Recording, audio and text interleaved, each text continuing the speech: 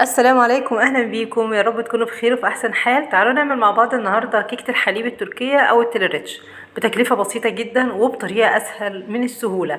كمان هنكون قريبين شويه من الطعم الاصلي، بس تابعيني للنهايه ان شاء الله هتبقى معاكي اسهل وانجح كيكه تقدري تعمليها.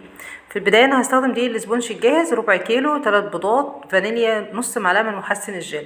المكونات دي كلها تقدري تستغني عنها بالدقيق العادي. هسيبلك مقادير الدقيق العادي في صندوق الوصف زي ما احنا متعودين، تقدري تقومي على طول تعمليها لو ما عندكيش الاسبونج الجاهز.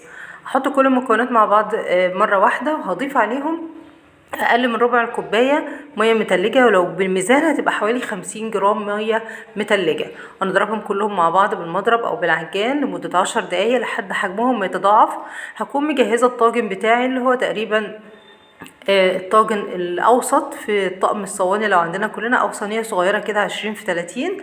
وهحط المكونات بتاعتي، الفرن يكون جاهز يكون سخن. هدخلها في الرف الاوسط على درجه حراره 180 لمده 10 دقايق. خرجتها واختبرتها لقيتها استوت، سبتها تبرد كويس جدا عشان طاجن البايركس يكون هادي اعرف استعمله.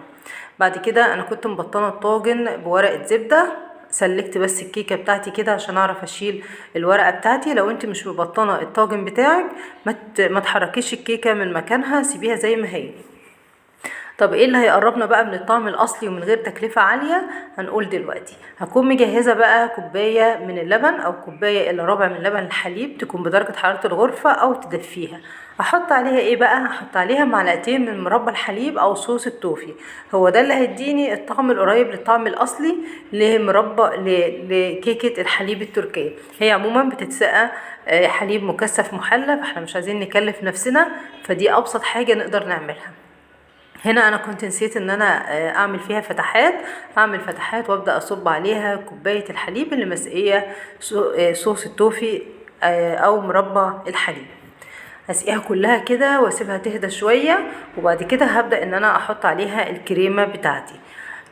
هتلاقي في الاخر كده انا بحب قوي اسيب بواقي كده من مربى الحليب على الوش، بيبقى طعمها حلو كده في النهايه. هسيبلك كمان بقى فيديو او لينك الفيديو الكريمه في صندوق الوصف، تقدري تعمليها بكل سهوله وتبقى تقيله وناجحه معاكي متماسكه جدا بنفس الشكل. احط طبقه كريمه كده تكون مناسبه واسويها حلو جدا، لان لسه في طبقه تاني على الوش. اسويها كويس وابدا ان انا بقى اسوي الحروف كويس عشان الشكل النهائي للطاجن يكون حلو ويكون شكله رقيق. عايزه اقولك ان الطاجن ده او الكيكه دي تقدري ان انت تروحي بيها ضيافه لاي حد، وتقدري ان انت لو جالك ضيف تقومي في اقل من نص ساعه تكوني مخلصاها. خلاص بتاعتي الطاجن بتاعي كده تمام. بصوا شكلها من بره كده يجنن، ما اقولكوش بقى الطعم. ابدا احط بقى الطبقه الاخيره وهي صوص الكراميل، او تقدري لو انت مش بتحبي صوص الكراميل كملي بصوص التوفي. خفيه كده بالمعلقه بتاعته، قلبي كده الصوص كويس قوي لحد ما مربى الحليب او صوص التوفي يخف معاكي، وابداي قفلي بيه الوش. لكن انا في الطبيعي بحب قوي صوص الكراميل عليها. سويت صوص الكراميل بتاعي، هبدا بقى اكمل. في العادي المفروض احط نوتيلا بيضة او اسيح شوكولاته بيضة عشان افنش بيها الشكل النهائي، لكن انا ما عنديش ده ولا ده دلوقتي. فجبت معلقتين كده من الكريمه اللي احنا عاملينها وضربتهم كويس قوي بمعلقه لحد ما خفوا قوي، وبدا اعمل بيهم الشكل التقليدي لكيكه الحليب اللي هو بالخطوط اللي رايحه جايه دي. هو ده الشكل التقليدي بتاعها. لكن احنا علشان رايحين بيها زيارة، او لو انت حابة تروحي بيها زيارة، انا هقولك نعمل ايه في الاخر. بعد ما عملت الخطوط انا بحب ازود كده شوية في الخطوط عشان لما اجي اعملها بنفس الشكل كده تديني شكل احلى اكتر واكتر.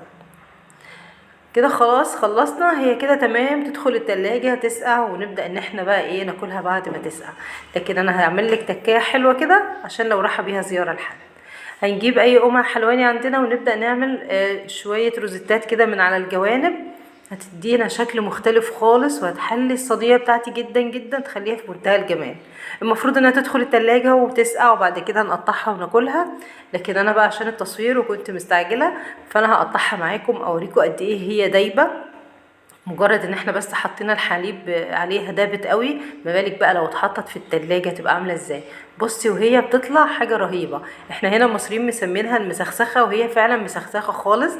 تحفة، تجنن تجنن تجنن. اتمنى ان انتوا تجربوها، وما تنسونيش في اللايك والكومنت الجميل، وشير الفيديو عشان كتير مننا يستفيد بيه. اسهل واسرع كيكة، وكمان طعمها في منتهى الجمال. بصوا دايبة دوب حاجة كده، تاخدي القطعة ما تقدريش تسيبيها.